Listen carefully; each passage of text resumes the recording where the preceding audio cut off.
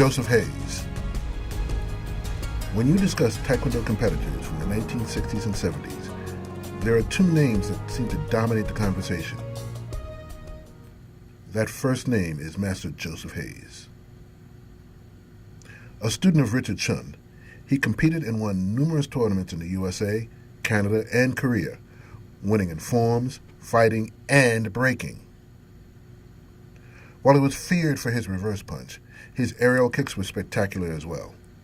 In fact, there's footage of Master Hayes performing a jump spinning kick in slow motion, shown alongside footage of legendary ballet dancer Rudolf Nureyev. Both are absolutely breathtaking. In 1972, Black Belt magazine named Joseph Hayes the #1 competitor of the year, and in that same year, he was inducted into that magazine's Hall of Fame.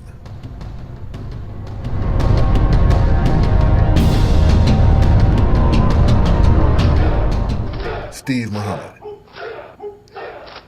If you don't recognize the name, and you don't readily recognize the face, you should recognize the scene. Yes, Sijo Steve Muhammad played Jim Kelly's instructor in Enter the Dragon.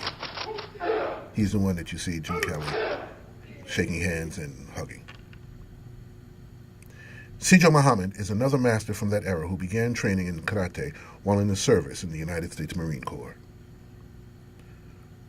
Also active in the tournament circuit, he was said to have the fastest hands in karate.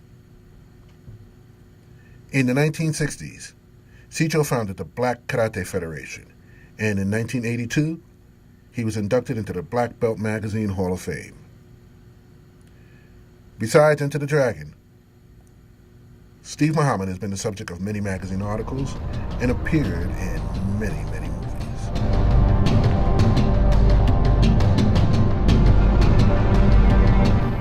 William Mallory. Hyung Nim, my big brother. Now, he may not be as famous as some of the others on this list, but he is just as important and just as influential. He competed in numerous tournaments in the greater New York City metropolitan area, which includes New York City, New Jersey, Connecticut, Westchester County, and so on, from about the 1960s until the 1990s. Actually, let's say until about the beginning of the 2000s, this millennium. Hyung Nim trained in a number of arts and systems: karate, kung fu, taekwondo, hapkido, kuksulwan, kobudo, and harangdo. I met Hyung Nim in the late 80s and quickly found him to be an extremely knowledgeable martial artist. Now, despite all my years of previous training, it was William Mallory who introduced me to the concept of bunkai, or applications of forms. He taught me how to break down those forms and those katas into their essential combative principles. That training philosophy is obvious when you watch his students do their forms. Whether you see them doing koryo, basadai, palge ilchang, or harang inyang, the techniques are clear and obvious, and you can really see the fight, as he would say. Despite all his knowledge, despite all his experience, despite all his years of teaching, Hyung Nim William Mallory still considers himself a student and is always learning. Thomas LaPuppet, the gentleman martial artist and one of the most formidable karateka of that era or any other. Raised in Brooklyn, New York, and served in the United States Marine Corps, he was a member of George Colefield's Tang Dojo. Master LaPuppet compiled an impressive record in the tournament circuit. He was the subject of many magazine articles in Black Belt magazine and Official Karate magazine. In fact, he was one of the first black martial artists inducted in the Black Belt Magazine Hall of Fame in 1969. You could see him in various documentaries, and most notably, the documentary The Warrior Within, where you see him training some young children.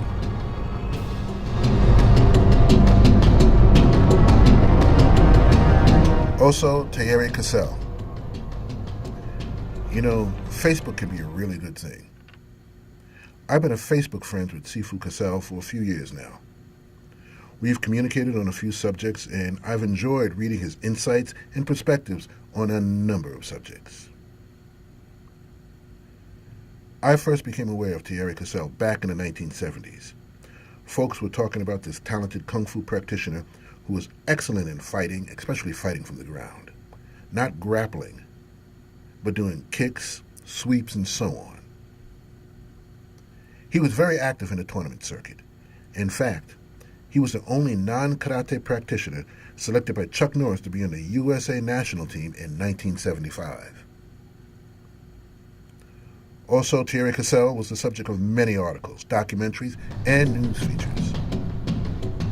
He lectures and teaches all over the world, and he is a professional magician, often performing at the world-famous Magic Castle in Hollywood, California.